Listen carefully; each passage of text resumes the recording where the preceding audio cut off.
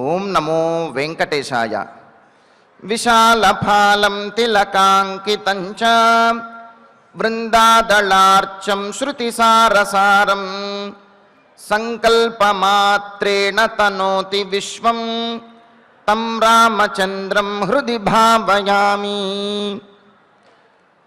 అత్యంత భవ్యమైనటువంటి సుందర లలాటం గలవాడు, నిశాచరులైనటువంటి రాక్షసులను వధించుటలో నైపుణ్యం కలిగినటువంటి వాడు, శుభప్రదమైనటువంటి తులసి దళములచే అర్చింపబడువాడు అయినటువంటి శ్రీరామచంద్రునకు నమస్కరిస్తూ తదభిన్న స్వరూపుడైనటువంటి ఆ శ్రీనివాసుని యొక్క దివ్య అనుగ్రహ విశేషం చేత సమస్త మానవాళికి ధర్మ తత్పరతను సకల కార్యసిద్ధిని చేకూర్చాలన్నటువంటి సంకల్పంతో తిరుమల తిరుపతి దేవస్థానం వారు నిర్వహిస్తున్నటువంటి శ్రీమద్ రామాయణం అయోధ్యాకాండ ప్రవచన పారాయణ కార్యక్రమంలో నేటికి మనం 383వ రోజులోకి ప్రవేశించాం.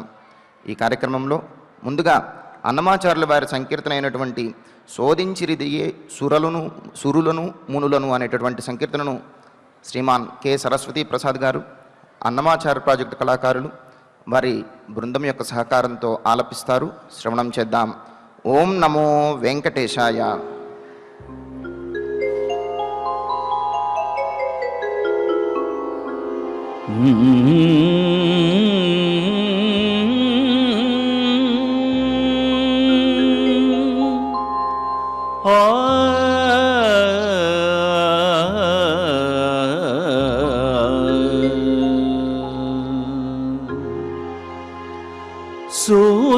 శోధించిరిదియే సురలును మునులును ఆదికి అనాది హరినామం. శోధించిరిదియే సురులును మునులును ఆదికి అనాది హరినామం. శోధించిరిదియే సురలును మునులును ఆదికి అనాది హరినామం. ఆదికి అనాది హరినామం.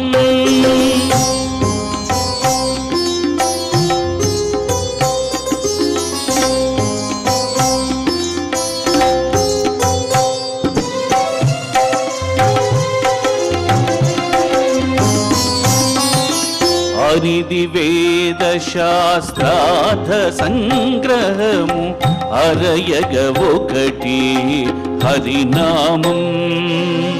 హరిది వేద శాస్త్రార్థ సంగ్రహము అరయగ ఒకటి హరినామం.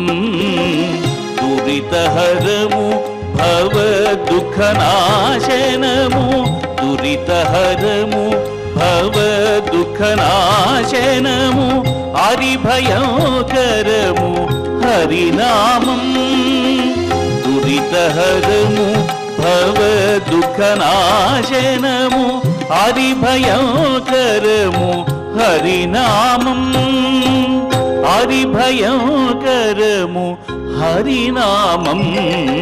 శోధించిరిదియే సురలును మునులును ఆదికి అనాది హరినామం.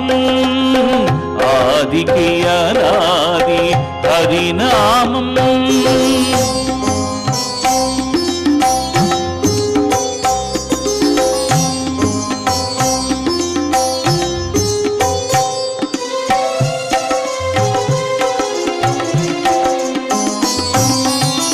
సకల పుణ్య ఫల సార విహారము అకలంకము శ్రీ హరినామం.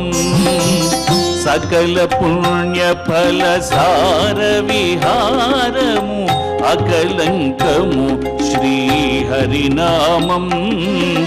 ప్రకటము సులభము పరమ పావనము. ప్రకటము సులభము పరమ పావనము. ఆకుటిల మీది శ్రీ హరినామం. ప్రకటము సులభము పరమ పావనము. ఆకుటిల మీది శ్రీ హరినామం. ఆకుటిల మీది శ్రీ హరినామం.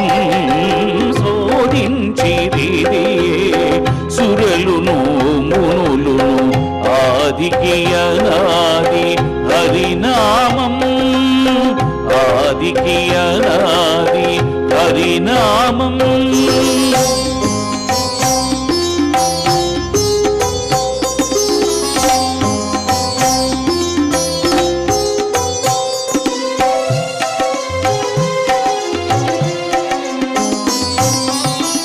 కందువ సగరము కైవల్య పరము అందరికిదియే హరినామం కందువ సగరము కైవల్య పరము అందరికిదియే హరినామం ఎందును శ్రీ వెంకటేశ్వరు కరుణకు ఎందును శ్రీ వెంకటేశ్వరు కరుణకు అందుకోలైన హరినామం ఎందును శ్రీ వెంకటేశ్వరు కరుణకు అందుకోలైన హరినామం అందుకోలైన హరినామం శోధించిరిది సురలును మునులును ఆదికి అనాది హరినామం శోధించిరిది సురలును మునులును ఆదికి అనాది హరినామం ఆదికి అనాది హరినామం ఆదికి అనాది హరినామం. సంకీర్తనను ఎంతో చక్కగా శ్రవణం చేశాం. ఇక ఇప్పుడు శ్రీ గురు ధ్యాన పూర్వకంగా సంకల్ప వాక్యాలను అందరము కలిసి పలుకుతూ ఈ కార్యక్రమాన్ని ప్రారంభం చేసుకుందాం. శ్రీ గురు ధ్యానం. గురుర్బ్రహ్మా గురుర్విష్ణుః గురుర్దేవో మహేశ్వరః గురుః సాక్షాత్ పరం బ్రహ్మ తస్మై శ్రీ గురవే నమః. శ్రీనివాస ధ్యానం. శ్రీ వెంకటాద్రినిలయః కమలాకాముకః పుమాన్ అభంగుర విభూతిర్నః తరంగయతు మంగళం. అథ సంకల్పః. శ్రీమదాదివరాహ క్షేత్రే విరాజమానస్య శ్రీ పద్మావతీ జానేః అఖిలాండకోటి బ్రహ్మాండ నాయకస్య శ్రీరామచంద్ర రూపాంతరస్య భగవతః శ్రీ వెంకటేశ్వర స్వామినః సన్నిధౌ హనుమత్ సీతా లక్ష్మణ భరత శత్రుఘ్న పరివార సమేత శ్రీరామచంద్ర పరబ్రహ్మణః పరిపూర్ణానుగ్రహేణ అస్మిన్ భువనే సమస్తాధివ్యాధీనాం నివారణార్థం భారతవర్షే విద్యా విత్త వాణిజ్య కృషి వైద్య వైజ్ఞానిక దేశరక్షణాదిరంగేషు విద్యమానానాం ఆస్తిక మహాజనానాం సర్వేషాం సకుటుంబానాం ఆయురారోగ్యైశ్వర్య సద్బుద్ధి ఇత్యాది సర్వశుభఫలప్రాప్త్యర్థం ధర్మాచరణద్వారా శ్రీరామరాజ్యస్య పునర్వ్యవస్థాపనార్థం ఉద్యోగార్థినాం సముచితోద్యోగప్రాప్త్యర్థం దంపతీనాం అనుకూలదాంపత్యసిద్ధ్యర్థం సంతానస్య పితృవాక్యపరిపాలనానుకూల బుద్ధిప్రచోదనార్థం సకలకార్యసిద్ధ్యర్థం గోసంరక్షణార్థం చ శ్రీమద్వాల్మీకి రామాయణే అయోధ్యాకాండే యథాశక్తి శ్లోకం వ్యాఖ్యాన పురస్సరం 59 సర్గశ్లోక పారాయణం తథా శ్రీధన్వంతరి మంత్ర పారాయణం చ అన్యోన్యసాయేన ఆచార్యముఖేన కరిష్యామహే. శ్రీవాల్మీకి ప్రార్థనా కూజంతం రామ రామేతి మధురం మధురాక్షరం ఆరుహ్య కవితాశాఖాం వందే వాల్మీకి కోకిలం. శ్రీ ఆంజనేయ ప్రార్థనా మనోజవం మారుతతుల్యవేగం జితేంద్రియం బుద్ధిమతాం వరిష్టం వాతాత్మజం వానరయూధముఖ్యం శ్రీరామదూతం శిరసా నమామి. శ్రీరామాయణ ప్రార్థనా వాల్మీకి గిరి సంభూత రామసాగరగామిని పునాతి భువనం పుణ్యా రామాయణ మహానదీ.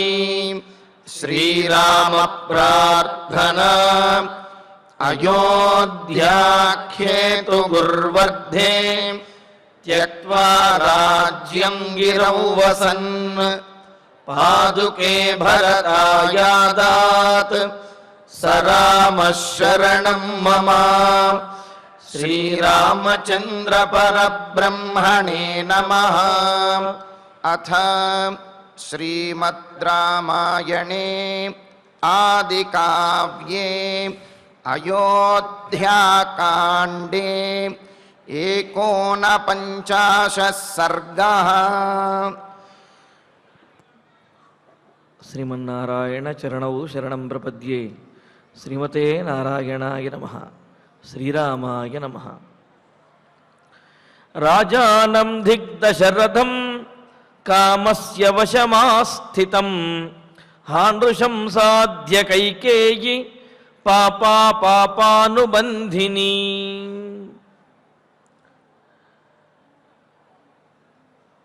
స్వామివారు రామచంద్రమూర్తి తమసా నదీ తీరాన్ని దాటి తపోవనముల వైపుగా వెళుతూ తెల్లవారేటప్పటికీ కోసల దేశం యొక్క చివరి ప్రాంతానికి, ఆ సరిహద్దు ప్రాంతానికి చేరుకున్నాడు. రాజ్యం చివరికి వచ్చేశాడు రామచంద్రమూర్తి. అయితే ఇక్కడ విశేషం ఏమిటంటే, రాముడు ఆ రాజ్యం చివర ఉన్నటువంటి గ్రామాల గుండా, గ్రామాలు చిన్న చిన్న పల్లెల మార్గంగా వెళుతూ ఉంటే అక్కడ ఉన్నటువంటి ప్రజలు కూడా గుమ్ముగూడి మార్గంలోకి వచ్చి రాముణ్ణి చూస్తూ ఆనందిస్తూ ఉన్నారు. రాముడికి కలిగినటువంటి ఈ వనవాస దీక్షను తెలుసుకుని వారు బాధపడుతూ దశరథ మహారాజుని కైకేయిని కూడా నిందిస్తూ ఉన్నారు. మనకు సందేహం వస్తుంది, ఎక్కడో అయోధ్యానగరంలో జరిగినటువంటి సన్నివేశము ఆ అయోధ్యానగరాన్ని, ఆ కోసల దేశానికి సరిహద్దుల్లో ఉన్నటువంటి గ్రామాలకి అప్పుడే ఎలా తెలిసిపోయిందండి? రాముడు రథంలో వచ్చాడు అంటే ఏదో పని మీదో లేకపోతే వేట కోసమో సరదాగానో వచ్చాడు అనుకోవచ్చు కదా. అలా కాకుండా రాముడు వనవాసానికి వచ్చాడనే విషయము సరిహద్దు గ్రామాల్లో ఉన్నటువంటి ప్రజలకు అప్పుడే ఎలా తెలిసిపోయింది? ఇప్పుడంటే మనకు సెల్ ఫోన్లు లేకపోతే దూరదర్శనాలు ఇవన్నీ ఉన్నాయి కావున వెంటనే జరిగినట్లుగా ఒక చోట నుండి మరొక చోటకి తెలిసిపోతూ ఉంటుంది. మరి అప్పుడు ఎలా తెలిసి ఉండొచ్చు? రాముడు ఆ విధంగా రథంలో వస్తూ ఉంటే ఆ మార్గాల దగ్గరకు వచ్చేసినటువంటి ప్రజలు రాముడి గురించి బాధపడుతూ దశరథుణ్ణి అదేవిధంగా కైకేయిని నిందిస్తూ ఉన్నారంటే మరి రాముడు వచ్చేంతలోపే రాముడికి పట్టాభిషేకం ఆగిపోయిన సంగతి, రాముడు వనవాసానికి వెళుతున్న సంగతి, అది కూడా కైకేయి కారణంగా వస్తున్నటువంటి సంగతి, ఇవన్నీ కూడా ఎలా తెలిసాయి అని అంటే దానికి మనకు రెండు మార్గములు కనిపిస్తున్నాయి. పూర్వం రోజుల్లో పక్షుల ద్వారా వార్తలు ఒక ప్రాంతము నుండి మరొక ప్రాంతమునకు చేరవేసేవారు. అది ఒకటి అయితే మరి ఒకటి ఋషులు అతీంద్రియ ద్రష్టలైనటువంటి ఋషులకి ఈ లోకానికి సంబంధించిన లోకంలో జరిగేటటువంటి ఏదైనా మహత్తరమైనటువంటి కార్యం ఏదైనా ఉంటే అది వారి జ్ఞానానికి వారికి తెలుస్తుంది. అలా ఋషుల ద్వారా తెలుసుకున్నటువంటి వారు, లేకపోతే వేగుల ద్వారా పక్షుల ద్వారా కానీ తెలుసుకున్నటువంటి వారైనా ఆ సరిహద్దు ప్రాంతాలలో ఉన్నటువంటి ప్రజలు కూడా మార్గాలలోకి వచ్చేసి రాముణ్ణి చూస్తూ రాముడికి కలిగినటువంటి ఈ వనవాసాన్ని తలుచుకుంటూ కైకేయీదేవిని అలాగే దశరథ మహారాజుని కూడా నిందిస్తూ ఉన్నారు. ఇక్కడ చూడండి, గ్రామములు పల్లెలు వాటి గుండా రామచంద్రమూర్తి ఆ కోసల దేశాన్ని దాటి అడవిలోకి ప్రవేశించబోతున్నాడు రథంలో. ఆ రథం కూడా ఎలా వెళుతున్నది, ఆ ప్రాంతాలలో ఉన్నటువంటి పంట పొలాలు అవన్నీ చూసుకుంటూ, అలాగే అక్కడ ఉన్నటువంటి ఆ పూసినటువంటి పుష్పములు ఇవన్నీ చూస్తూ అలా ముందుకు వెళుతూ ఉందట. అది వేగంగా వెళుతున్నప్పటికీ కూడా మెల్లగా వెళుతున్నట్లుగా అనిపిస్తున్నదిట. ఎందుకు అలా అనిపిస్తున్నది అని అంటే విశాలమైనటువంటి ప్రదేశములలో ఆ ప్రదేశముల మధ్యలో పంట పొలాల మధ్యలో వెళుతూ ఉంటే ఎంత దూరం వెళుతున్నప్పటికీ కూడా సస్యశ్యామలంగా చక్కగా పళ్ళతోటి పుష్పములతోటి ఒకే రకమైనటువంటి వాతావరణం కనిపిస్తూ ఉన్నది. మరి ఒకే రకమైనటువంటి వాతావరణం కనిపిస్తూ ఉంటే వేగంగా వెళుతున్నా ఎంత ప్రయాణించినా అదే వాతావరణం కనిపిస్తుంటే ఏమనిపిస్తుంది, మెల్లగానే వెళుతున్నాము అని అనిపిస్తుంది కదా. అలాగే ఆ గుర్రములు చాలా జాతి అశ్వములు అవటం వల్ల, ఉత్తమమైనటువంటి అశ్వములు అవటం వల్ల రథము తొడకటం లేదు, మెడకటం లేదు. రథంలో ఉన్నటువంటి వారికి ఎటువంటి ఇబ్బంది కలగటం లేదు. ఆ రథాన్ని చూచే వారికి కూడా అమ్మో రథం మీదకు వచ్చేస్తుందేమో అన్న భయం కూడా లేదు. అంత తొడకకుండా బెణకకుండా ఆ రథాన్ని సుమంత్రుల వారు నడుపుతూ ఉంటే అది వేగంగా వెళుతున్నప్పటికీ కూడా ఏదో నింపాదిగా వెళుతున్నట్టుగా అందరికీ అనిపిస్తున్నది.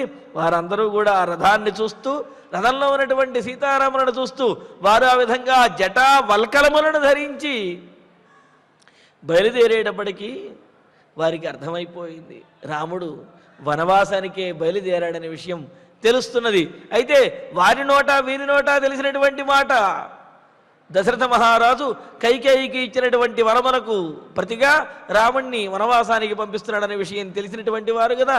దాంతో మరి రాముణ్ణి చూడగానే వారందరూ కూడా దశరథ మహారాజుని నిందిస్తున్నారేమని, రాజానం దిగ్ దశరథం కామస్య వశమాస్థితం హా నృశంసాద్య కైకేయి పాపానుబంధిని. ఈ వచ్చే 3 శ్లోకాలు కూడా ఒకే అన్వయం కలిగినటువంటివి అన్నమాట. కామస్య వశమాగతం, దశరథ మహారాజుని అనుకుంటున్నాడు. చూడండి వాళ్ళందరూ కూడా ఏమంటున్నారు, కామానికి బానిస అయినటువంటి వాడైన, కామానికి లోనైనటువంటి వాడైన, కామంతో ఏం చేస్తున్నానో తెలియనటువంటి వాడైన దశరథ మహారాజు ధిక్ ఛా ఛా ఛా ఎంతటి పని చేశాడు. ఎంతటి గొప్పవాడు అనుకుంటే ఇలాంటి పని చేస్తాడా? చివరికి కామానికి లోనై తన ముద్దుల భార్యకు ఇచ్చినటువంటి మాట కోసం ఇలాంటి కొడుకుని దూరం చేసుకుంటాడా అని అంటూ ఏమంటున్నారు, హా నృశంసాద్య కైకేయి పాపానుబంధిని. సరే, దశరథ మహారాజు అంటే భార్య మీద ఉన్నటువంటి ప్రేమతో ఇలా చేశాడు, కామంతో అనుకుందాము అంటే, పోనీ కైకేయి ఏమైనా మంచిదా? ఆమె కూడా తనకు అవకాశం చిక్కింది కదా అని చెప్పి హింసించేటటువంటి ఆలోచనలు కలిగింది. ఎటువంటిది? నృశంస, హింసించేటటువంటి స్వభావం కలిగింది. పాపపు ఆలోచనలు కలిగింది. పాపానుబంధిని, పాపపు కార్యములనే ఆచరించడం యందు నిబద్ధత కలిగింది. అంటే ఏమిటి? పుణ్యకార్యాలు ఆచరించడంలో నిబద్ధత ఉండాలి. కానీ ఇక్కడ కైకేయి పాపకార్యాలు ఆచరించడానికే ఆమె కట్టుబడినట్లుగా అలాగా పాపకార్యాలను ఆచరిస్తూ ఉన్నది. అందుకనే ఇక్కడ ఏమంటున్నాడు, దశరథ మహారాజుని ఆయనేమో కామానికి వశమైపోయి ఇలాంటి పని చేశాడు అని, కైకేయీదేవి క్రూరమైన మనస్సుతో పాపపు ఆలోచనలతోటి ఈ విధంగా రామచంద్రమూర్తిని హింసిస్తున్నారు అంటూ తీక్ష్ణ సంభిన్న మర్యాద తీక్ష్ణ కర్మణి వర్తతే. సరేనండి, ఎంత పాపాత్ములైనప్పటికీ కూడా కొంతమంది విషయంలో మాత్రం కొంత అనుకూలంగా ఉంటారు కదా. అంటే ఆ పాపాత్ములు దుర్మార్గులు ఎటువంటి హింసించేవారైనప్పటికీ కూడా తమకు సంబంధించినటువంటి వారి విషయంలో మాత్రం వారిలో ఉన్నటువంటి ఆ ప్రేమో అభిమానమో లేకపోతే మరొకటో ఏదో ఒకటి భావమో వారిని తమ సొంత వారి మీద ద్రోహం చేయకుండాను క్రూరంగా ప్రవర్తించకుండాను ఆపుతుంది.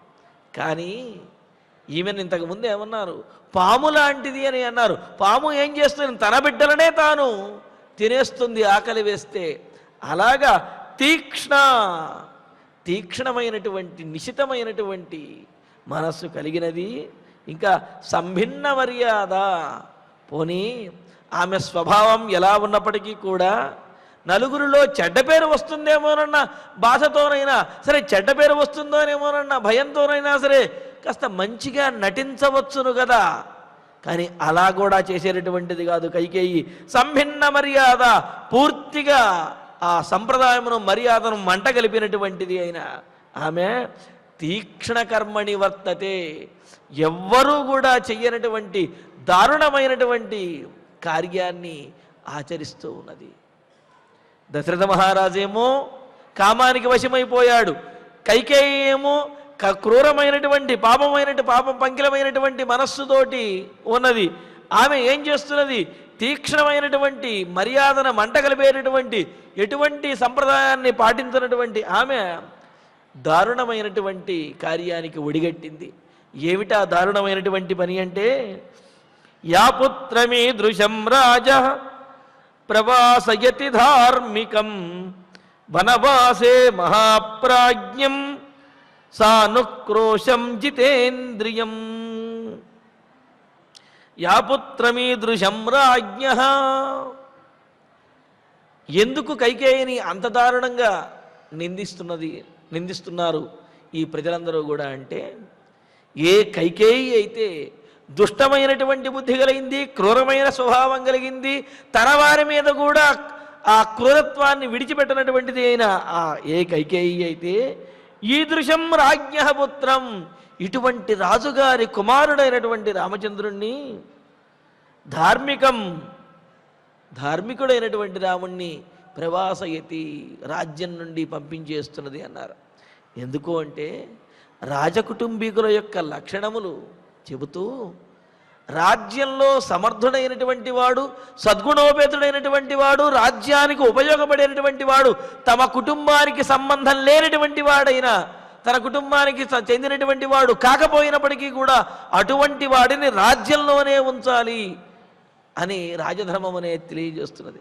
కావున సమర్థుడు, లోకశ్రేయస్సుని చేకూర్చేవాడు, సద్గుణోపేతుడైనటువంటి వాడు, రాజకుటుంబానికి చెందని వాడైనప్పటికీ, రాజకుమారుడు కాకపోయినప్పటికీ కూడా అతడిని రాజ్యంలోనే ఉంచి అతనికి సముచితమైనటువంటి పదవిని ఇచ్చి గౌరవించాలి అని చెప్పంటున్నది. అంటే ఏమిటి, యోగ్యతను బట్టి వారిని దరికి చేర్చుకోవాలి అని అన్నారు.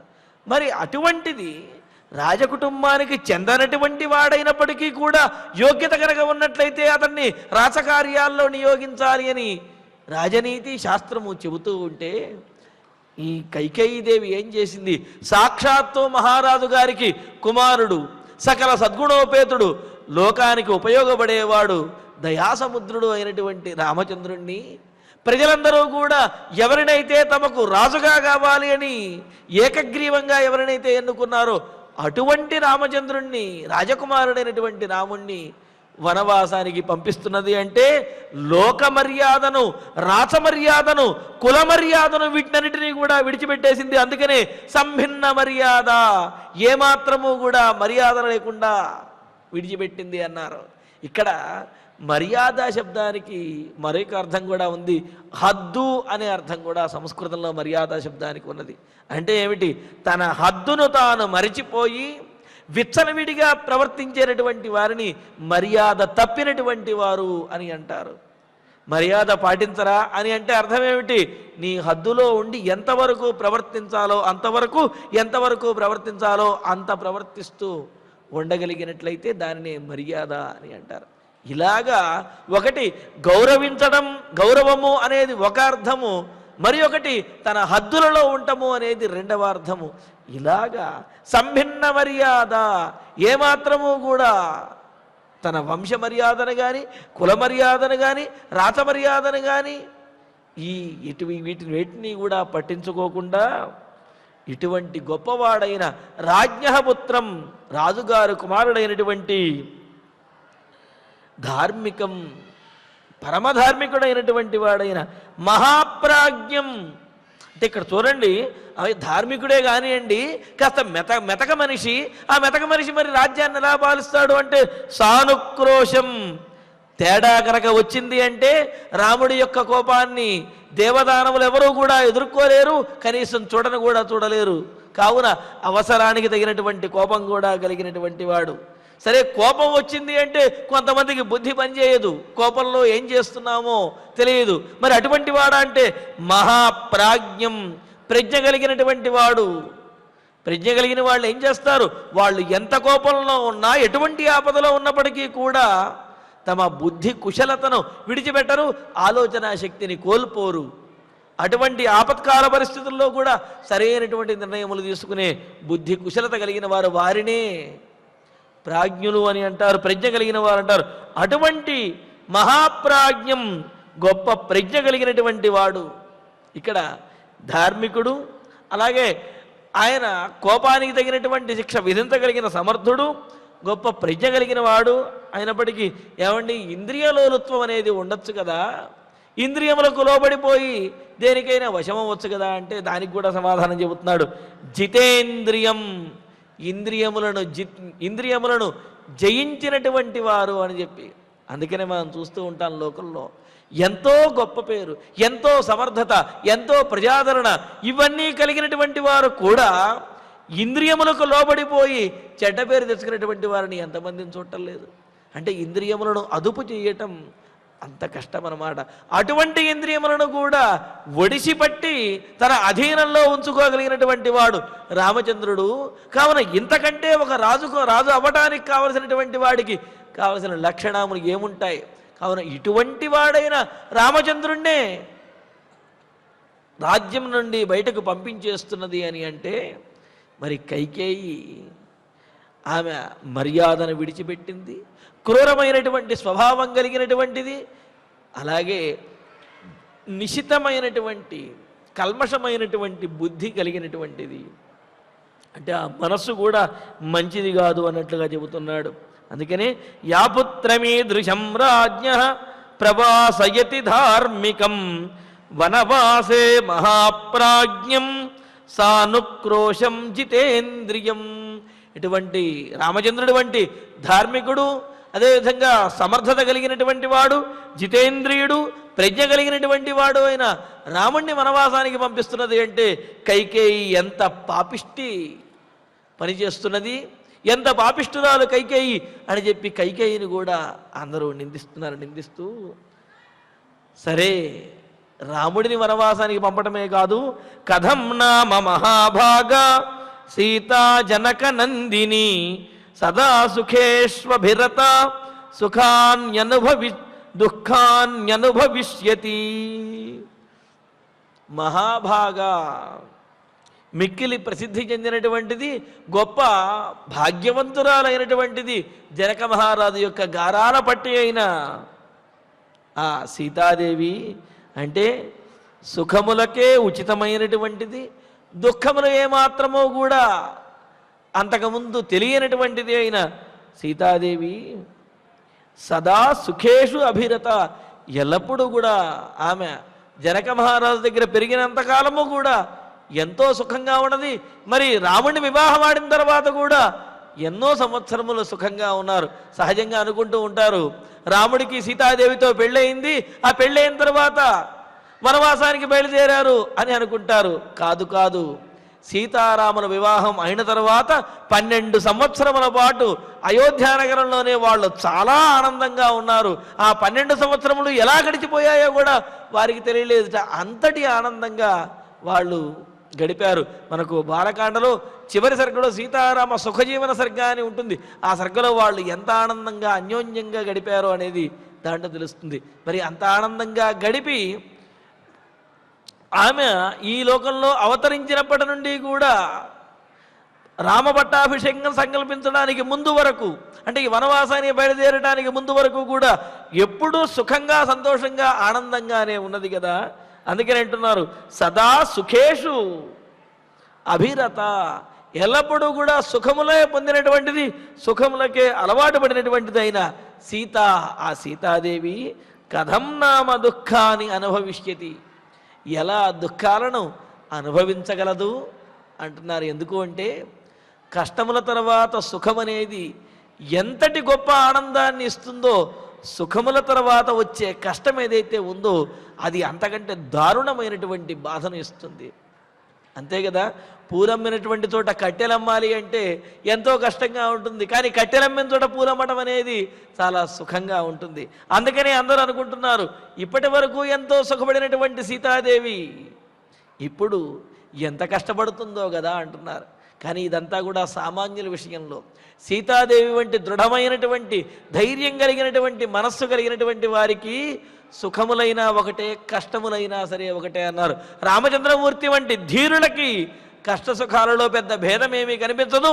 దేనినైనా సరే కర్మ సిద్ధాంతాన్ని అనుసరించి అనుభవించడానికి, ఎదుర్కొనడానికి వారెప్పుడూ సిద్ధంగానే ఉంటారు. కానీ వారిని చూచి ప్రజలందరూ మాత్రము అయ్యయ్యో ఎలా సహించగలుగుతారు వీళ్ళు, పైగా సీతాదేవి ఎంత సుకుమారంగా పెరిగింది, ఆమె ఎలాగా ఈ వనవాసాన్ని సహించగలదు అని అనుకుంటూ అహో దశరథో రాజా నిస్నేహస్వసుతం ప్రియం ప్రజానామనఘం రామం పరిత్యక్తుమిహేచ్ఛతి.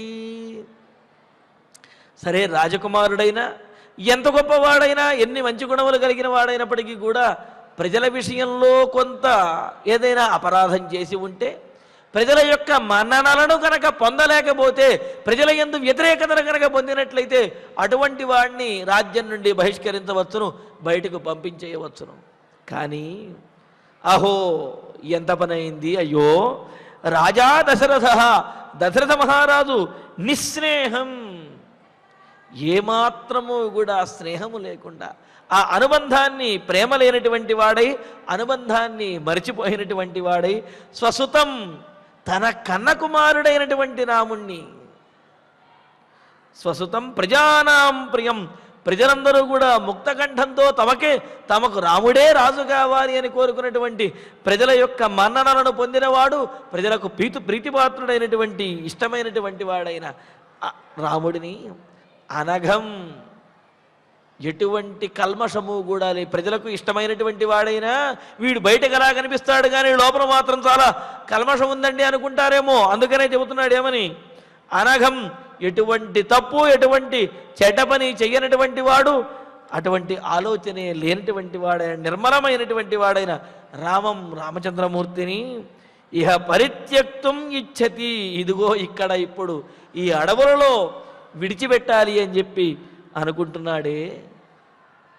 ఆహా, అయ్యో అహో అయ్యో ఎంత పని అయింది అని చెప్పి ఆ సరిహద్దు ప్రాంతాల్లో ఉన్నటువంటి గ్రామాల్లో ఉన్న ప్రజలందరూ కూడా రాముడు ఆ విధంగా వనంలో రథంలో ధనుర్బాణములు ధరించి మునివేషధరుడిలాగా జటావల్కలమును ధరించి ఆ వనం వైపుకు వెళుతూ ఉంటే ఆ గ్రామాల్లో ఉన్న ప్రజలందరూ కూడా ఇలాగా దశరథుడి గురించి, కైకేయి గురించి అనుకుంటూ సీతాదేవి ఎంత కష్టపడుతుందో కదా, ఇటువంటి రాముడిని దశరథుడు విడిచిపెట్టింది, దశరథుడికి మనసు లేదా, అనుబంధం ఎక్కడికి పోయింది అని అలాగ అంటూ వాళ్ళందరూ అనుకుంటూ ఉన్నారు. రాముడు వీటినన్నింటినీ వింటూనే ఏతావాచో మనుష్యాణం గ్రామ సంవాసవాసినాం శృణ్వన్నతి యయౌ వీర కోసలాన్ కోసలేశ్వర. గ్రామ సంవాసవాసినాం, ఆ కోసల దేశం యొక్క సరిహద్దు ప్రాంతాల్లో ఉన్న గ్రామములు, అలాగే చిన్న చిన్న పల్లెలు, వీటిల్లో నివసిస్తున్నటువంటి వారైన మనుష్యాణం ప్రజల యొక్క ఏతాహ వాచః శృణ్వన్, వాళ్ళు మనస్ఫూర్తిగా వారి మనసులోంచి వస్తున్నటువంటి, వారు బాధపడుతూ చెబుతున్నటువంటి ఈ మాటలను వింటూ వీరః కోసలేశ్వర,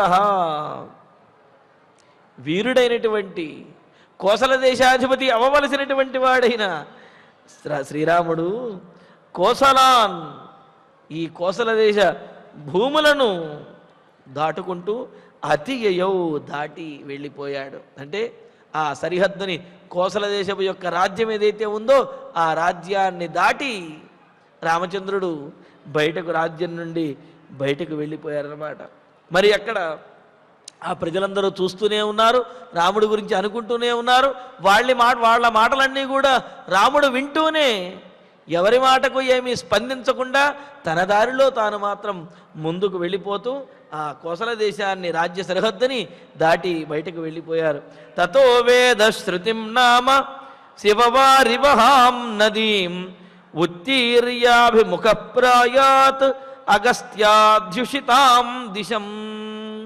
ఇంకా కోసల దేశం దాటిన తర్వాత శివవారివహాం, తతః ఆ తర్వాత శివవారివహాం, శుభప్రదమైనటువంటి నిర్మలమైనటువంటి నీటితోటి ప్రవహిస్తున్నటువంటిది వేదశృతిం నామ, వేదశృతి అనే పేరు కలిగినటువంటి నదీముత్తీర్య, నదిని దాటి అగస్త్యాధ్యుషితాం దిశం అభిముఖ ప్రాయాత్, అగస్త్యుల వారి యొక్క ఆశ్రమం ఉన్నటువంటి మార్గం వైపుకి రామచంద్రమూర్తి యొక్క ఆ ప్రయాణం కొనసాగుతున్నది అని చెబుతున్నారు. చూడండి, ఇక్కడ శివవారివహ, మంగళప్రదమైనటువంటిది, పూజనీయమైనటువంటిది అయిన వేదశృతి అనే పేరు కలిగిందిట. అయితే ఆ పేరు ఎందుకు వచ్చింది అంటే మనకు పెద్దలు చెబుతారు, ఆ నదీ ప్రవాహము ఆ రాళ్లకు తగలటము, అదేవిధంగా నదీ ప్రవాహం ముందుకు వెళుతూ ఉంటే వేదపారాయణ చేసినప్పుడు ఏ విధమైనటువంటి ధ్వని వస్తుందో, లేకపోతే వేదపారాయణ వింటున్నప్పుడు ఎటువంటి అనుభూతి కలుగుతుందో, ఆ నదీ ప్రవాహం అలా వెళుతుంటే ఆ ప్రవాహ ధ్వనిని వింటుంటే అక్కడ ఉన్నటువంటి వారికి అటువంటి అనుభూతి అనేది కలుగుతూ ఉన్నదిట. అందుకనే ఆ నది వేదశృతి అనే పేరు కలిగినటువంటి నది. మరి అటువంటి వేదశృతి అనే నదిని దాటి అగస్త్యుల వారు ఉండేటటువంటి ఆశ్రమం వైపుగా, మరి తపోవనముల మార్గంగా వెళుతున్నాడు అనుకున్నాం కదా. మరి అగస్త్యుల వారి యొక్క ఆశ్రమం ఉన్న మార్గం గుండా ఆ మార్గం వైపుకి, ఆ దిక్కుకి అభిముఖ ప్రాయాత్, అగస్త్యుల వారి యొక్క ఆశ్రమం ఏ దిక్కునైతే ఉందో ఆ దిక్కుగా రామచంద్రమూర్తి యొక్క ప్రయాణం కొనసాగుతూ ఉన్నది. మరి ఆ తర్వాత గత్వాతు సుచిరం కాలం తత శివజలాం నదీం గోమతీం గోయుతానూపాం అతరత్సాగరంగమాం. ఏదైనా పేరు, అది నదికి కానివ్వండి, చెట్టుకు కానివ్వండి, మనుషులకు కానివ్వండి, అది సార్థక నామంగా ఉండే విధంగా ఉంటుందన్నమాట అక్కడ. మరి ఆ తర్వాత అక్కడ నుంచి ఆ వేదశృతి అనే నదిని దాటి అగస్త్యుల వారి యొక్క ఆశ్రమం ఎటువైపు ఉందో అటువైపుగా రాముడి ప్రయాణం కొనసాగుతుంటే మరి ఒక నది వచ్చింది. తతః శుచిరకాలం గత్వా, ఆ తర్వాత ఆ వేదశృతి నదిని దాటిన తర్వాత చాలాసేపు ప్రయాణం చేసి వెళ్ళి శివజలం, మంగళకరమైనటువంటి పవిత్రమైనటువంటి జలములు కలిగిన గోయుత అనూపాం, అంటే గోవులతో కూడినటువంటిది ఆయన. అంటే ఆ నది ఒడ్డున ఎప్పుడూ కూడా ఎక్కడైనా సరే గోవులు కనిపిస్తూ ఉంటాయి. అందుకనే ఆ నదిని గోమతీ నది అని చెప్పి అన్నారు. ఆ విధంగా సాగరంగమాం, సముద్రం వైపుగా ప్రయాణిస్తున్నటువంటిది అయినా, అనేకమైనటువంటి గోవులతో కూడి ఉన్నటువంటిది అయినా, మంగళకరమైనటువంటి స్వచ్ఛమైన నిర్మలమైనటువంటి పుణ్యప్రదమైనటువంటి జలములు కలిగిన గోమతీం నదీం అతరతు, గోమతి అనే నదిని దాటి రామచంద్రమూర్తి మరింత ముందుకి అగస్త్యుల వారి యొక్క ఆశ్రమం వైపుగా వెళుతూ ఉన్నారు. అంటే చూడండి, ఇక్కడ ఒకటి తమసా నదిని దాటాడు, ఆ తర్వాత ఇప్పుడు వేదశ్రుతి అనే నదిని దాటాడు, ఆ తర్వాత గోమతి అనే నదిని దాటి ముందుకు వెళుతూ ఉన్నాడు రామచంద్రమూర్తి. వెళుతూ గోమతీంచాప్యతిక్రమ్య రాఘవ శీఘ్రగైర్హయై మయూరహంసాభిరుతాం తతారస్యందికాం నదీం. మరి అక్కడ అన్ని నదులు ఉన్నాయి కావుననే ఆ కోసల దేశము ఎంతో సస్యశ్యామలంగా ఉన్నది. అక్కడ ఉన్నటువంటి వారికి అనావృష్టి బాధలేవి కూడా లేవు. అందుకని పైగా ఎందుకని అంటే ఆ నదులను అంత పుణ్యప్రదంగాను పవిత్రంగాను పూజనీయ భావనతో చూసేవారు కావున ఆ నదులను అలా నిర్మలంగా ఉంచేవారు. అలా నిర్మలంగా ఉంచడం ద్వారా నదులు కూడా చక్కగా ప్రవహిస్తూ ఉండేవి. ఈ ప్రాణులన్నిటికీ కూడా నివాసయోగ్యంగా ఉంటూ ఆయా నదీ తీరంలో అనేకమైనటువంటి ప్రాణులు నివసిస్తూ సుఖంగా ఉండేవన్నమాట. గోమతీంచాప్యతిక్రమ్య రాఘవ శీఘ్రగైర్హయై మయూరహంసాభిరుతాం తతారస్యందికాం నదీం. రాఘవ రామచంద్రమూర్తి శీఘ్రగై హయై వేగంగా ప్రయాణిస్తున్నటువంటి ఆ గుర్రములతోటి మనం గమనించవలసింది, రాముడు తమసా నదిని దాటిన, వేదశ్రుతి అనే నదిని దాటిన, లేకపోతే ఆ గోమతి అనే నదిని దాటినప్పటికీ కూడా రథంలోనే ఆ నదిని దాటుతూ ఉన్నాడు. మరి రథంతోనే గుర్రములతోటే నదిని ఏ విధంగా దాటించగలిగారు అంటే సుమంత్రుల వారి యొక్క ఆ చాకచక్యము, అదేవిధంగా ఆ మార్గం మీద సుమంత్రుల వారికి ఉన్నటువంటి పట్టు, అదంతా కూడా మనకు తెలుస్తూ ఉన్నది. అలాగా రామచంద్రమూర్తి అలా నదులను దాటుకుంటూ వెళుతూ ఉన్నాడు. శీఘ్రగై హయై వేగంగా ప్రయాణించేటటువంటి ఆ గుర్రములతోటి గోమతీంచ అతిక్రమ్య గోమతీ నదిని కూడా దాటిన తర్వాత మయూర హంసాభిరుతాం. ఇంతకు ముందేమో గోమతీ నది దగ్గర అనేకమైనటువంటి గోవులు ఎల్లప్పుడూ కూడా ఉంటాయి అని అనుకున్నాం. ఇక ఇప్పుడు తరువాత స్యందిక అనే నది వచ్చింది. ఈ స్యందిక అనే నది దగ్గర హంసలు, అదేవిధంగా మయూరములు అంటే నెమళ్ళు, ఇవన్నీ కూడా ఉంటాయట. ఎల్లప్పుడూ హంసలు నెమళ్ళ చేత విరాజిల్లుతూ ఎంతో రమణీయంగా కనిపించేటటువంటి స్యందికాం, స్యందిక అనే నదిని తతారా దాటి వెళ్ళాడు. ఈ విధంగా ఆ నదులను, నదీ పరివాహక ప్రాంతములలో ప్రయాణిస్తూ ఆ నదులను దాటుకుంటూ తపోవనముల మార్గంగా రాముడు ముందుకు వెళుతూ ఉన్నాడు. సమహీం మనునారాజ్ఞ దత్తామిక్ష్వాకవే పురా సీతాం రాష్ట్రావృతాం రామః వైదేహీమన్వదర్శయత్. పైగా సీతాదేవికి ఆ ప్రాంతములన్నింటినీ కూడా చూపిస్తూ కోసల దేశాన్ని దాటి వచ్చిన తర్వాత అదిగో అదే మన కోసల దేశం, మనం దాటి వచ్చాము అని చెబుతూ, అలాగే ఇవన్నీ కూడా ఇక్ష్వాకు మహారాజు గారి యొక్క అధీనంలో ఉన్నటువంటివే. అంటే ఏమిటి? సామంతరాజులు పరిపాలించుకుంటూ ఆ అయోధ్యాపుర ప్రజలకు కప్పంగడుతూ ఉన్న అయోధ్యాపుర రాజులకు కప్పంగడుతూ, అంటే ఆ పన్నును చెల్లిస్తూ ఆయా ప్రాంతాల్లో ఉన్నటువంటి రాజులు పరిపాలిస్తూ ఉన్నారన్నమాట. అంటే ఏమిటి? అయోధ్యాపుర రాజులు ఏ రాజుని కూడా యుద్ధంలో వారు జయించి వధించరు, జయించి విడిచిపెట్టేస్తారు. వారి రాజ్యాన్ని వారే పరిపాలించుకుంటూ అయోధ్య రాజులకి అధీనంలో వాళ్ళు ఉంటారన్నమాట. అలాగా ఈ రాజ్యములన్నీ కూడా మనమే సీత అని సీతాదేవికి చూపిస్తూ సమహీం మనునారాజ్ఞ దత్తామిక్ష్వాకవే పుర సీతాం రాష్ట్రావృతాం రామః వైదేహీ మన్వదర్శయతు అని అంటూ రామ ఆ శ్రీరామచంద్రుడు పురా మనునా రాజ్ఞా ఇక్ష్వాకవే దత్తాం. పూర్వము వైవస్వత మనువు అనే ఆయన అంటే ఏమిటి?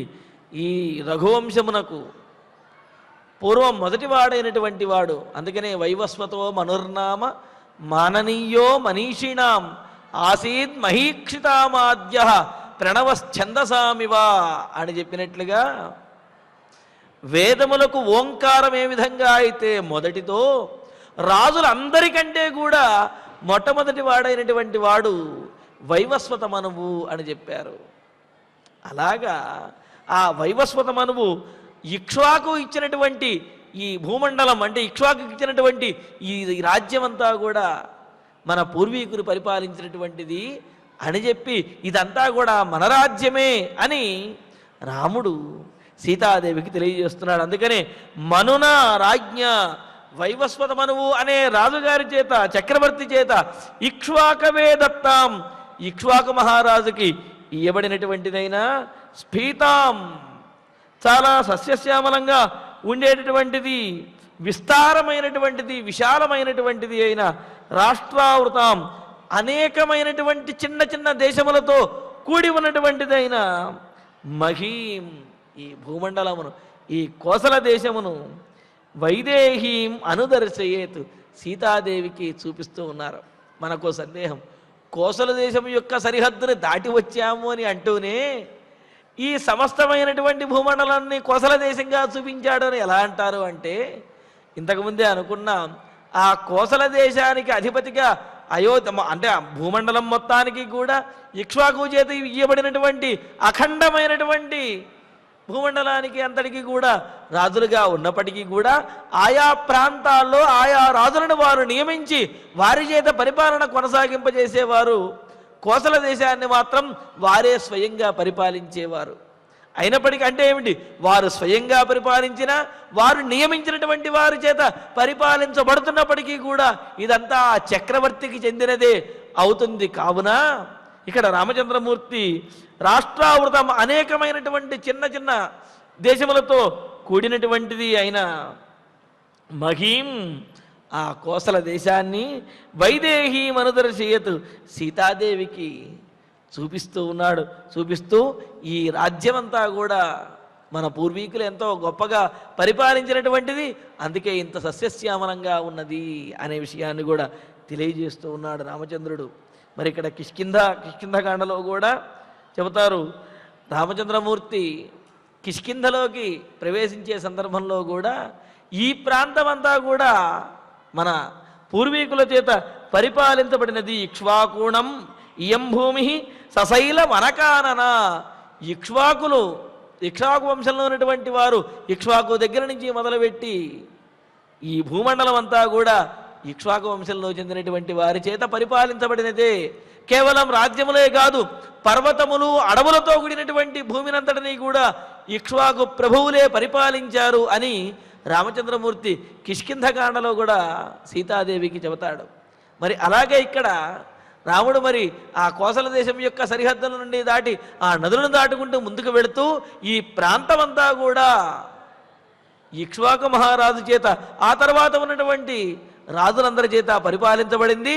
మరి ఇక్ష్వాకు మహారాజుకి ఎలా వచ్చిందండి అంటే, వైవస్వత మనువు అనే చక్రవర్తి చేత అనుగ్రహించబడింది, చక్రవర్తి ఇచ్చినటువంటిది అని చెప్పి రామచంద్రమూర్తి చెబుతూ, కావున ఎక్కడ ఉన్నప్పటికీ కూడా మనం ఇలా చెప్పడంలో ఉద్దేశం ఏమిటి అంటే, ఎక్కడ ఉన్నప్పటికీ కూడా మనం మన రాజ్యంలోనే ఉన్నట్లు, అడవిలో ఉన్నా, పర్వతాల మీద ఉన్నా, నదీ తీరంలో ఉన్న ఎక్కడ ఉన్నప్పటికీ కూడా ఇదంతా కూడా మన పూర్వీకులు పరిపాలించినటువంటిది, వారికి అధీనంలో ఉన్నటువంటి భూమండలమే. కావున మనం రాజ్యంలోనే ఉన్నట్లు అడవుల పాలయ్యాము అని బాధపడవలసిన అవసరము లేదు అని చెప్పి చెప్పటం కూడా ఇందులో ఉన్నటువంటి ఉద్దేశం. అందుకే ప్రత్యేకంగా సీతాదేవికి ఆ రాజ్యాన్ని, అక్కడ ఉన్నటువంటి విశేషాలని, ఈ భూమండలాన్ని పరిపాలించినటువంటి వారందరూ కూడా మన పూర్వీకులు, ఇదంతా కూడా మనదే అనే విశేషాన్ని కూడా తెలియజేస్తూ ఉన్నాడు రామచంద్రమూర్తి. తెలియజేస్తుంటే ఏముంది, సరే మన ప్రాంతంలోనే మనం ఉన్నాము అంతే తప్ప మనమేమీ దూరం అయిపోలేదు అనే భావన కలుగుతుంది కదా. సూత ఇత్యేవ చాభాష్య సారథిం తమభీక్ష్ణశః హంసమత్త స్వర స్త్రీమాన్ ఉవాచ పురుషర్షభ. ఈ విధంగా సీతాదేవికి రామచంద్రమూర్తి ఆ రాజ్యములను, నదులను, అక్కడ ఉన్నటువంటి విశేషాలను చూపిస్తూ అగస్త్యుల వారి యొక్క ఆశ్రమం వైపుగా వెళుతూ మరి అక్కడ 3 నదులని దాటి ముందుకు వెళుతూ ఉన్నాడు. మరి ఆ తర్వాత రామచంద్రమూర్తి ప్రయాణం ఏ దిశగా సాగింది, ఎక్కడికి చేరుకున్నాడు, ఇందులో ఉన్న విశేషములు అనేవి తర్వాతి ప్రవచనంలో తెలుసుకుందాము. ఇక ఇప్పుడు ఆచార్యుల వారి ద్వారా శ్లోకాలను పారాయణ చేసుకుందాము. రాజానందిక్ రాజానందిక్ దశరథం దశరథం కామస్య రామస్య వశమాగతం వశమాగతం నృశంసాద్య నృశంసాద్య కైకేయీ కైకేయీ పాపా పాపా పాపానుబంధిని పాపానుబంధిని తీక్ష్ణ తీక్ష్ణ సంభిన్న మర్యాద సంభిన్న మర్యాద తీక్ష్ణ కర్మణి తీక్ష్ణ కర్మణి వర్తతే వర్తతే యా పుత్రం యా పుత్రం ఈదృశం రాజ్ఞః ఈదృశం రాజ్ఞః ప్రవాసయతి ప్రవాసయతి ధార్మికం ధార్మికం వనవాసే వనవాసే మహాప్రాజ్ఞం మహాప్రాజ్ఞం సానుక్రోశం సానుక్రోశం జితేంద్రియం జితేంద్రియం కథం నామ కథం నామ మహాభాగా మహాభాగా సీతా సీతా జనకనందిని జనకనందిని సదా సదా సుఖేష్వభిరత సుఖేష్వభిరత దుఃఖాని దుఃఖాని అనుభవిష్యతి అనుభవిష్యతి అహో అహో దశరథో రాజా దశరథో రాజా నిస్నేహః నిస్నేహః స్వసుతం ప్రియం స్వసుతం ప్రియం ప్రజానాం ప్రజానాం అనఘం రామం అనఘం రామం పరిత్యక్తుం పరిత్యక్తుం ఇహేచ్ఛతి ఇహేచ్ఛతి ఏతావాచః ఏతావాచః మనుష్యాణాం మనుష్యాణాం గ్రామ సంవాస గ్రామ సంవాస వాసినాం వాసినాం గ్రామ సంవాస వాసినాం గ్రామ సంవాస వాసినాం శృణ్వన్ శృణ్వన్ అతియయౌ వీరః అతియయౌ వీరః కోసలాన్ కోసలాన్ కోసలేశ్వరః కోసలేశ్వరః తతః తతః వేదశ్రుతిం నామ వేదశ్రుతిం నామ శివవారివహాం శివవారివహాం నదీ నదీం ఉత్తీర్యాభిముఖః తీర్యాభిముఖః ప్రాయాత్ రాయాత్ అగస్త్యాధ్యుషితాం అగస్త్యాధ్యుషితాం దిశం దిశం గత్వాతు గత్వాతు సుచిరం కాలం సుచిరం కాలం తతః తతః శివజలాం నదీ శివజలాం నదీం గోమతీం గోమతీం గోయుతానూపాం గోయుతానూపాం అతరత్ అతరత్ సాగరంగమా సాగరంగమాం గోమతీం చ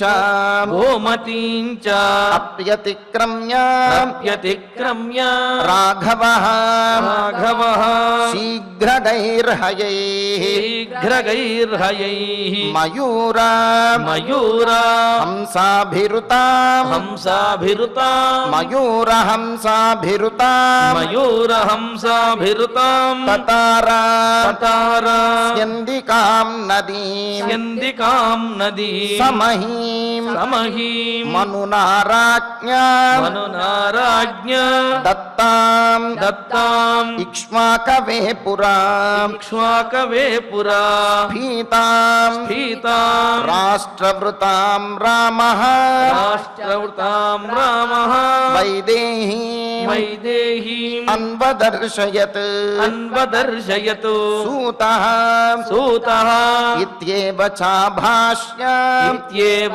చాభాష్య సారథిం సారథిం తమభీక్ష్ణశః సమభీక్ష్ణశః హంసమత్తస్వరః హంసమస్తస్వరః శ్రీమాన్ శ్రీమాన్ ఉవాచ ఉవాచ పురుషర్షభః పురుషర్షభః ఇత్యార్షే ఇత్యార్షే శ్రీమద్ రామాయణే శ్రీమద్ రామాయణే ఆదికావ్యే ఆదికావ్యే అయోధ్యాకాండే అయోధ్యాకాండే ఏకోనపంచాశే సర్గే ఏకోనపంచాశే సర్గే ఏకాదశ శ్లోకాః ఏకాదశ శ్లోకాః. భక్తులకు విజ్ఞప్తి, ఈ నెల 11వ తారీఖున ఉదయం 7 గంటల దగ్గర నుంచి మనం ప్రతిరోజు కూడా నిర్వహించుకుంటున్నటువంటి అయోధ్యకాండ ప్రవచన పారాయణ కార్యక్రమంలో భాగంగా 11వ అఖండ పారాయణ కార్యక్రమాన్ని నిర్వహించుకోబోతూ ఉన్నాము. మరి ఇందులో 40వ సర్గ నుండి 44వ సర్గ వరకు కూడా 5 సర్గలలో ఉన్నటువంటి అనేక విశేషమైనటువంటి విషయములతో కూడిన శ్లోకములను పారాయణ చేసుకోబోతూ ఉన్నాము. మరి లక్ష్మణుని యొక్క మాటలు, సీతాదేవి యొక్క మాటలు, కౌసల్యాదేవి, అదేవిధంగా సుమిత్రాదేవి కూడా వారి వారి పుత్రులకు చెప్పినటువంటి మాటలు, మరి అనేకమైనటువంటి విశేషములు ఇందులో ఉన్నాయి. మరి ఈ శ్లోకములను పారాయణ చేయటం ద్వారా అన్నదమ్ముల మధ్య అనుబంధం అనేది పెరుగుతుంది అని చెప్పి, అలాగే ఎటువంటి కష్టమునైనా సరే ఎదుర్కొనగలిగే ధైర్య సాహసములు అనేవి వస్తాయి అని చెప్పి పెద్దలు మనకు తెలియజేస్తున్నారు. మరి ఇటువంటి విశేషమైన ఫలములు కలిగినటువంటి ఆ శ్లోకములను 11వ అఖండ పారాయణ కార్యక్రమంలో మనం 11వ తారీఖున అఖండ పారాయణ కార్యక్రమంలో పారాయణ కార్యక్రమాన్ని నిర్వహించుకోబోతూ ఉన్నాము. కావున భక్తులందరూ కూడా సిద్ధంగా ఉండి ఈ అఖండ పారాయణ కార్యక్రమంలో పాల్గొని స్వామివారి యొక్క అనుగ్రహాన్ని పొందవలసిందిగా తెలియజేస్తున్నాము. ఓం నమో వెంకటేశాయ. ఇక ఫలశ్రుతి నుండి మంగళాంతం వరకు అందరము కలిసి పారాయణ చేసుకుని ఈ కార్యక్రమాన్ని సుసంపన్నం చేసుకుందాం.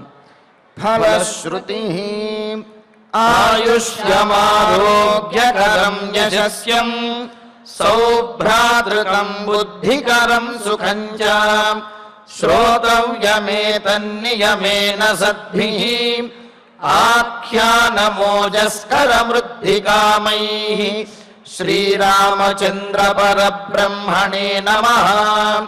అథ ధన్వంతరి ధ్యానం అచ్యుతానంత గోవింద విష్ణో నారాయణామృత రోగాన్ మే నాశయా శేషాన్ ఆశు ధన్వంతరే హరే. ఆరోగ్యం దీర్ఘమాయుష్యం బలం తేజోధియం శ్రియం స్వభక్తేభ్యోనుగృహంతం వందే ధన్వంతరిం హరిం.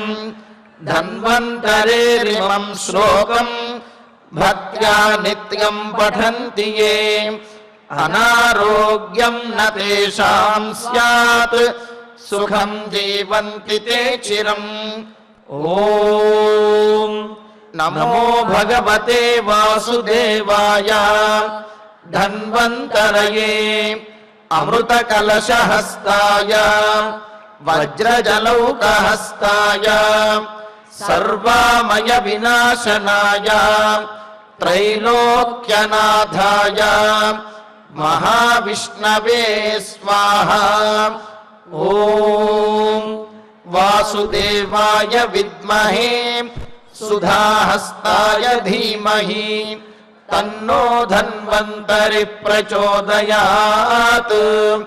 అథ నవగ్రహ ప్రార్థనా ఆరోగ్యం పద్మబంధుర్వితరతు నితరాం సంపదం శీతరశ్మిః భూలాభం భూమిపుత్రః సకలగుణయుతాం వాగ్విభూతిం చ సౌమ్యః సౌభాగ్యం దేవమంత్రీ రిపుభయశమనం భార్గవః శౌర్యవార్కిః దీర్ఘాయుః సైంహికేయః విపులతరయశః కేతుః ఆచంద్రతారం.